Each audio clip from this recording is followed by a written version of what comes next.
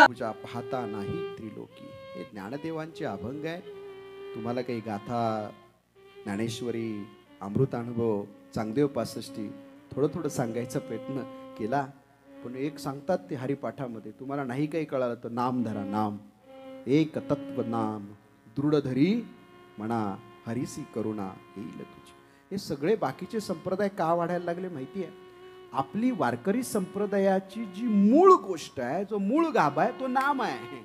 आणि नाम आपण टाकून दिलं. आपण नामाची साधनाच करत नाही. आपण कीर्तन करतो entertainment. It is total entertainment platform.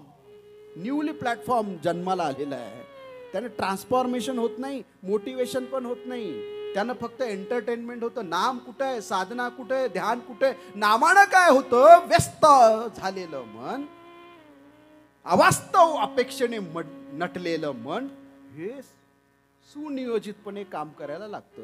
मानसशास्त्र माझं ज्यावेळी ऐकाल त्यावेळी मी तुम्हाला हे नक्की सांगेल. माझ्या असणाऱ्या ज्ञानदेवांच्या मनाला चेतना मिळाली आणि त्या चेतनेनं एक उल्हास वारकरी संप्रदायामध्ये निर्माण झाला. वारकरी संप्रदायामध्ये अधिष्ठानाचा ग्रंथच नव्हता. वारी होती पूर्वीपासून, पण ग्रंथ नव्हता.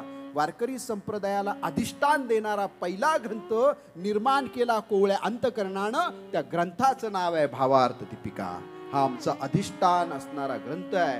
आणि या ग्रंथामध्ये सगळं आहे. अनुभव आहे, स्वतःचा अनुभव आहे, स्वानुभव आहे. त्याला फक्त स्वानुभव म्हटलेला नाही, त्याला अनुभव अमृत म्हटलंय. अनुभव अमृत मला नाव योग्य वाटतं. काही त्याला अमृत अनुभव म्हणतात. अमृताचा अनुभव म्हणून अमृत अनुभव. पण अनुभव अमृत म्हणजे मला जे अनुभव आला तोच अमृताचा होता म्हणून अनुभव अमृत. लक्षात ठेवा, हे नाम महिमा आम्ही लक्षात घेतला पाहिजे. म्हणून तैसा वाघ विलास विस्तारो गीतार्थेसी विश्वभरू आनंदाची आवरू मांडू जगा. हे आनंदाचं आवार जे मांडलं ज्ञानदेवांनी, मी थोडक्यात तुम्हाला त्यांच्या परंपरा, ते कुठल्या परंपरेतून आले, त्या काळात इतिहास काय होता, कुठल्या घटना घडल्या, थोडक्यात तुम्हाला घेऊन आलो. हे फक्त सांगायला पठारे साहेब 8 दिवस लागतात. हे तुम्हाला मी थोडक्या कालखंडामध्ये सांगितलं, कारण आपल्याला अजून तुकोबांची इतिहास आणि परंपरा थोडक्यामध्ये समजावून घ्यायची आणि आजच्या दिवशी आपल्याला सांगायचं आहे. पण ये मराठी येची नगरी ब्रह्मविद्येचा सुकाळ करी. हा जो सुकाळ झाला याला कारण फक्त माझे ज्ञानदेव आहेत. म्हणून ज्ञानदेवांसाठी आपण एकदा जोरात टाळ्या वाजवल्या पाहिजे. ज्ञानदेवा तुम्ही होतात म्हणून हा महाराष्ट्र सजला, नटला, फुलला आणि भरला.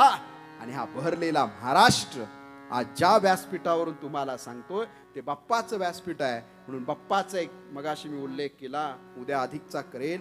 म्हणून बाप्पाचं एक भजन होईल आणि मग आपण तुकोबांची परंपरा आणि इतिहास सांगून आज आपण इथे थांबणार आहोत.